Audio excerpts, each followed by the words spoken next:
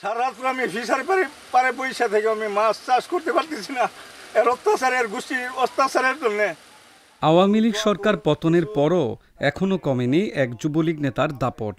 ময়মনসিংহের ত্রিশালে এক যুবলীগ নেতার অত্যাচারে মাছ রক্ষায় পুকুর পাড়ে বসবাস করেও বিপদ কাটছে না অবসরপ্রাপ্ত পুলিশ সদস্য মফিজউদ্দিনের। যুবলীগ নেতার দাপট না কমায় দিশেহারা হয়ে পড়েছেন মফিজউদ্দিন। পেনশনের সম্পূর্ণ টাকা এটার মধ্যে ব্যয় করছি। ব্যয় করার পরে প্রতি বছর মাছ ছাড়ি। ইতিপূর্বে যুবলীগ সভাপতি ওয়ার্ড সভাপতি ছিল, তার দাপটে এই কেউ ভয়েতে কোনো কথাবার্তা বলে না। আর তার দাপটের জন্যে আমি মাছ ছাইরা রাখতে পারি না। মাছ রাত্রে আধারে অন্ধকারে বিদ্যুৎ লাইন অফ করিয়া মাছ মাইরে নেওয়া যায়।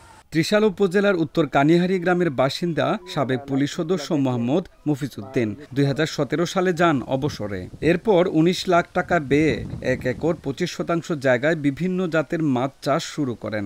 1 বছর যেতে না যেতেই তার মামাতো ভাই ওয়ার্ড যুবলীগের সাবেক সভাপতি জয়নাল আবেদিন নানাভাবে পুকুরের ক্ষতি শুরু করেন। প্রায় সময় রাতের আধারে পুকুরের মাছ চুরির পাশাপাশি পাড়ের গাছগাছালি কেটে দেন। এ থেকে রেহাই পেতে সিসি ক্যামেরা লাগানোর পাশাপাশি আয়েশি জীবন ছেড়ে পুকুর পাড়ে থাকা খাওয়া শুরু করেন তিনি। আমার এই বয়সে আমি অসুস্থ অসহায়, আমি বাসা বাড়িতে থাকার কথা, বিছনায় শুয়ে থাকার কথা, আমি আল্লাহর 30 দিন রাত্রিবেলা বিছনায় শুইতে পারি না। এর অত্যাচারের জন্য ফিশারি পারে আমি টর্চ লাইট নিয়ে আমি বসে থাকি। কতদিন 12 দিন 12 গেছে, মানে কালকাই যে ইন্দা গাছ মার ভেঙে লেগেছে, লেগে কাকা পরে গেছে। এখানে 2টা হিসারি করছে, স্যারের মাসে বৈশা থাকে, এই হিসারি 2টা দেখাশোনা করে অত্যাচার করে চুরাই দেয়। তবে মফিজউদ্দিনের পুকুর থেকে মাছ চুরির বিষয়টি অস্বীকার করেছেন যুবলীগ নেতা জয়নাল আবেদিন।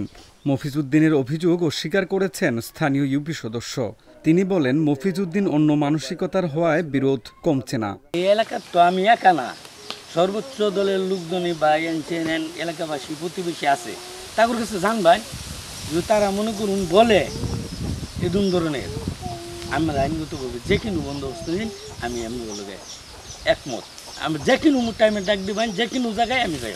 এই এলাকায় কোনো লোক বলতে পারে যে তার কাছে তার ফিশারি কাছ আর একটা ছেলে, এরকম একটা বাচ্চা ছেলে যদি তার ফিশারি কাছ আরও যায়, যদি কেউ বলতে পারে অন্য ফ্যামিলির একটা বাচ্চা ছেলে বলতো তার এখানে যায় না, কিন্তু আসলে সে একটু অন্যরকম আর এই কথাগুলি বলে এই জন্য কেউ তার এনে যায় না। আসলে ঘটনাটা মিথ্যা। এ বিষয়ে অভিযোগ পেলে সকল ধরনের আইনি সহযোগিতার কথা জানিয়েছেন ত্রিশাল থানা পুলিশ।